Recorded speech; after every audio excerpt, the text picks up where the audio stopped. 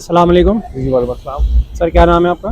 आसिफ। आसिफ साहब, तो थोड़ा सा मुझे बताएं तब्रेज़ ऑर्थो सेंटर में किस वजह से आना हुआ आपका?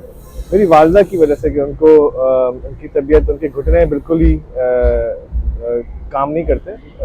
डॉक्टर ने कहा था कि ऑपरेशन के लिए, मेरे एक भाई कनाडा में होते हैं, उन्होंने मुझे बताया कि उनके मेरे भाई के किसी दोस्त को इनसे यहाँ से फ़ायदा हुआ है, तो उन्होंने मुझे कहा था कि यहाँ पर आएँ और उनसे बात करें डॉक्टर साहब से।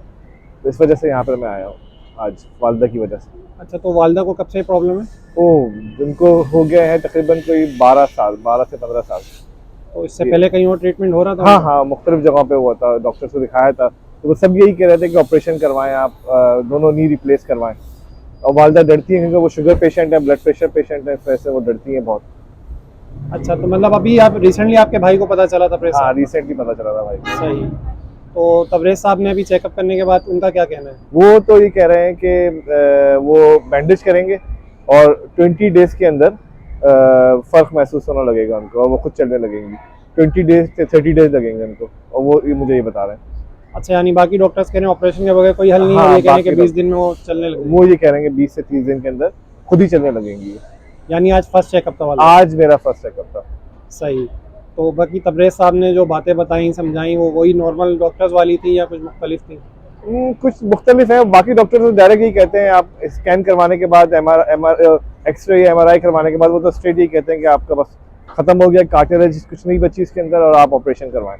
दोनों घुटनों के ऑपरेशन करवाएं, और इस तरह करवाएं कि पहले एक घुटने का करवाएं, उसके बाद दूसरे घुटने का करवाएं। लेकिन डॉक्टर साहब कह रहे हैं कि जिन लोगों ने ऑपरेशन करवाया है वो 2 महीने तक, 3 महीने तक कामयाब रहता है, उसके बाद फिर वही कंडीशन हो जाती है। अच्छा। हाँ।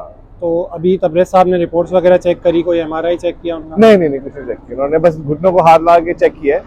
और वाकई में जो उन्होंने बताया वही मेरी वालदा को है कि इनका सीधे हाथ का जो घुटना है, सीधा घुटना, उन्होंने कहा कि ये अभी काफ़ी हद तक बेहतर है। जो उल्टे हाथ का घुटना है वो बिल्कुल ही ख़त्म हो चुके, समझे कि वो लास्ट स्टेज पर है। और यही चीज़ अम्मी ने उनको बोली कि हाँ, ये ऐसा ही कह रहा है, ऐसा ही है। अच्छा, उन्होंने तो सिर्फ हाथ लगा के उनको जज किया।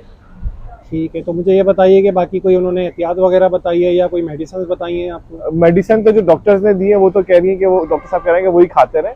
बाकी जो ये देंगे वो ज़्यादातर बैंडेज है, लगाने की चीज़ें हैं, तो कह रहे हैं कि उसको आप लगाते रहें। खाने की कोई चीज़ नहीं देंगे शायद। यानी इनकी तरफ से कोई खाने की चीज़ या मेडिसिन नहीं? नहीं, मेडिसिन कुछ नहीं।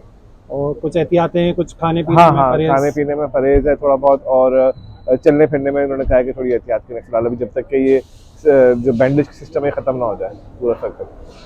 चले सर, जैसा कि आज फर्स्ट चेकअप है वालदा का, हमारी दुआ है कि जल्द से जल्द वो इंशाल्लाह। शिफायाब हो, तो इंशाल्लाह फिर आपसे फीडबैक लेंगे। इंशाल्लाह।